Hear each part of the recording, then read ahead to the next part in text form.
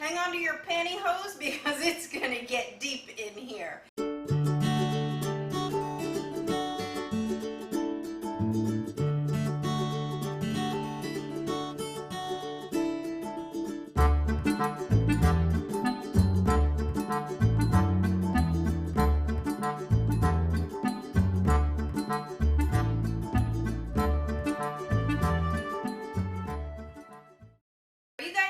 Ready for this? I'm really not sure you're going to be able to handle the epicness of this recipe.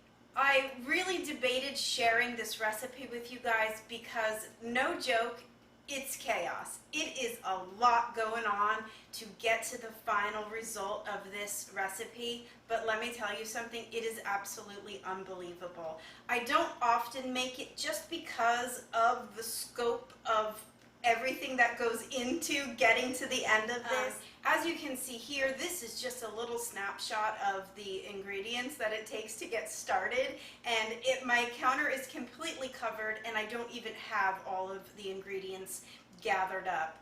So from making the homemade ricotta cheese from tofu, to making the sausage and meat like bolognese, that is one layer of the lasagna.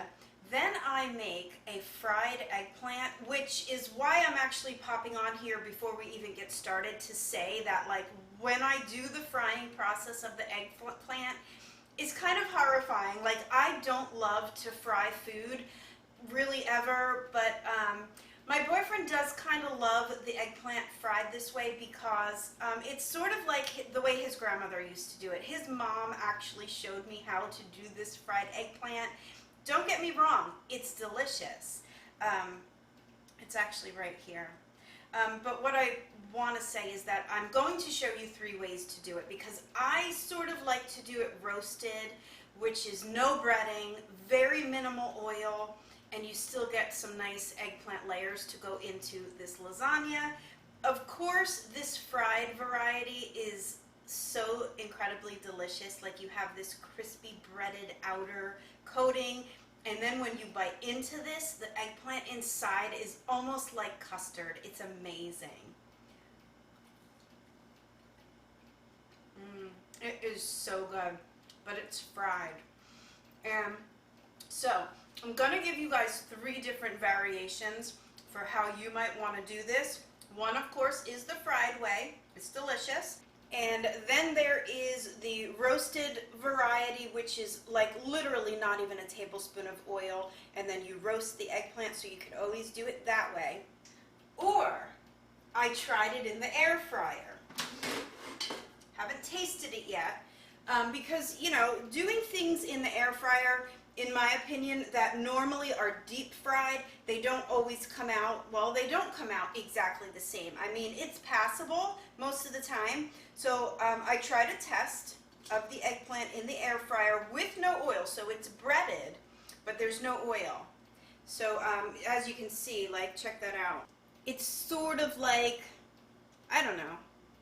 I think it would be fine layered in the eggplant lasagna because it's just going to kind of get hidden and you're not going to really see that there was no oil on it. But I hadn't tasted this, so I'm doing it live on camera. Let me taste the smaller one. Taste this one.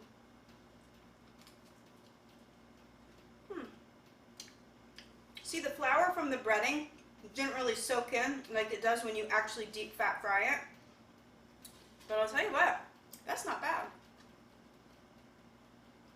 It's passable. And here's the thing, you know, when you're trying to be healthier consciously and you know it, then you're going to accept when things don't taste as delicious and unbelievable as its deep fried counterpart. So I'm going to leave that there. I'm going to let you guys decide which way you want to do this. Deep fat fried, air fried, or roasted. All right, hang on to your pantyhose because it's going to get deep in here. So I'm just going to narrate this video to a short version so you can get the gist of how to make all the components, and the recipes, as always, are at Gretchen'sVeganBakery.com in full written out explanation and also printable too. If you have not yet subscribed here to my channel, I really hope you will. I don't often make food videos like this one. The bulk of my recipes are baked creations that are my professional bakery style recipes from when I owned my bakery, now veganized for everyone to enjoy. So click on through to the links below, go check out my awesome blog where you will find a recipe for every occasion or no occasion at all. Okay, so here I am making the tofu ricotta cheese, and as you can see, I just threw everything into the food processor, and that everything was tofu, parsley, vegan mozzarella cheese, nutritional yeast, salt, pepper, oregano, red pepper flakes because I do like a bit of heat, garlic and onion powder, and a splash of apple cider vinegar for a slight tang. I also add nutmeg to my ricotta whenever I'm using it for like a manicotti or a stuffed shell or a lasagna dish like this one. I just whizzed it all up until it resembles, well, ricotta cheese. I love this substitute for ricotta in recipes, and I can seriously eat it just like this. It is so good. Give it a taste and then adjust the seasonings. But let's just set that aside and move on to the bolognese sauce, which consists of chopped onions, garlic, bell peppers from my garden, and mushrooms. Now, you can really customize this recipe to suit you and your liking and use all of these ingredients that I am, or leave out what you don't like or if you don't have something. I am not using oil to saute this veg because the veg has a good amount of moisture and it's not going to stick to the pan, trust me. After all, I do feel like the main reason that we use oil in our cooking is just to prevent it from sticking to the pan. So once you get over that habit, you will quickly see that it's just really not necessary to cook with oil at all. Okay, now to add the field roast Italian sausages that I've chopped up. And I had 2 half-used bags of meatless crumbles in the freezer. One of them was Gardein and the other one was the Beyond Meat brand.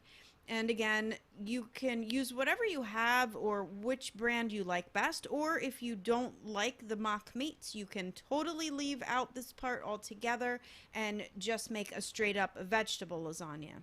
I'm adding some fresh basil, also from my garden. And once it's all cooked up really nicely, I'm transferring it to a large bowl where I'm going to add the tomato sauce. I actually had a large can of fire roasted tomatoes in my freezer, so I'm just throwing those in as well, in addition to a jar of store-bought tomato sauce. Now, you can stop right here if you wanted to and have this amazing bolognese sauce to go over a big plate of spaghetti. I have done that before when I didn't have the energy to make this whole entire lasagna. And believe me, it is to die for. So you can kind of start to see how versatile these components to this lasagna can be. Okay, I digress. Let's now set that aside and we move on to the eggplant project. And yes, this really is a project. So if you're going to commit to this lasagna, give yourself like 4 hours to prep it all. But believe me, it is so worth it. I am not peeling one of my eggplants because, like I mentioned in the beginning, I'm roasting one. And I do keep the skin on for that. It helps it to kind of keep its shape and prevents it from getting all mushy when you roast it. The next eggplant is getting peeled for the fried variety. I have my sink filled with heavily salted water and I'm soaking the eggplant to take out the bitterness. Just about 15-20 minutes should do. Rinse them off and dry them really well.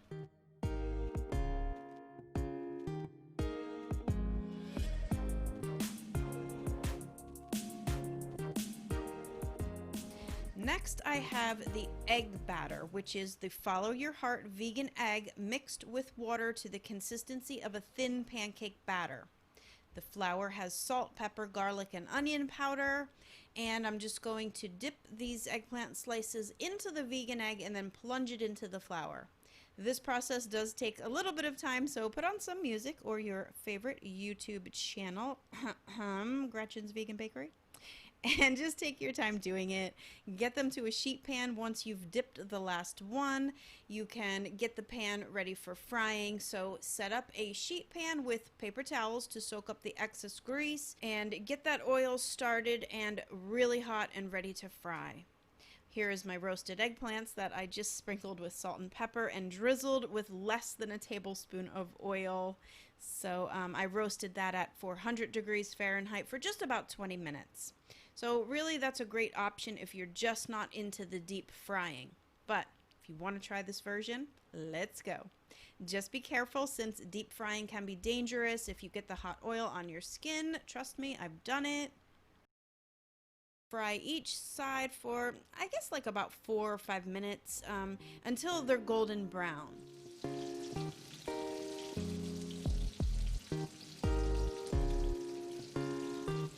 Transfer the fried slices to a lined sheet pan. Once they're all fried, we are ready to assemble this masterpiece. I've got my tofu ricotta, of course, the bolognese sauce, and I've cooked up the lasagna noodles, but I only used like 10 or 12 noodles since the eggplant is now going to take over for what would have been the middle noodle layer. So first, put a good amount of that bolognese sauce in the bottom of a 9 by 13 inch pan. Next goes a layer of noodles. All of that ricotta cheese mixture goes next.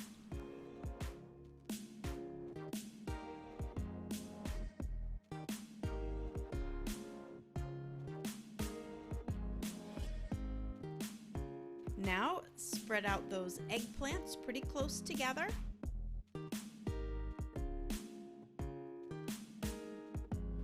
And the rest of the bolognese goes over top of that.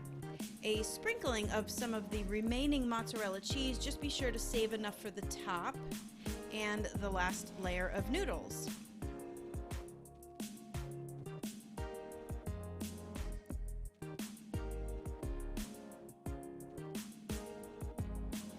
So I've actually put an entire jar of the store-bought pasta sauce over the top of that last noodle layer, and then the remaining cheese goes on top of that.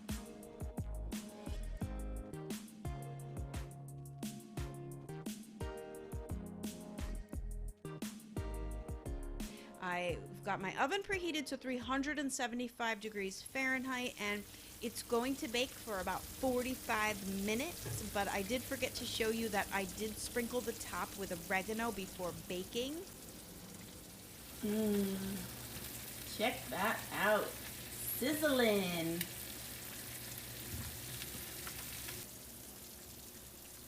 And that, my friends, is how you make an epic vegan, no meat lovers eggplant parmesan lasagna. Just load it up with some vegan Parmesan cheese and dig right in. I really hope you're going to try this recipe. Please don't be intimidated by it. I do list it out with instructions step by step. You can follow this video tutorial, but definitely head over to Gretchen'sVeganBakery.com to grab the recipe. And while you're there, you may as well pick a dessert too. May I suggest the best tiramisu you'll ever wrap your lips around? All the links are below, and well, I guess that's it. All right, everyone, thank you so much for watching. I do want to give a great big thank you to my patrons on Patreon, as always, and my pals in PayPal. You guys are the reason this is all still happening, believe me. So thank you is just really never enough. If you think you can help support this channel for as little as $1 a month, click the links below to find out how. And with that said, until next time, happy vegan baking. Bye for now.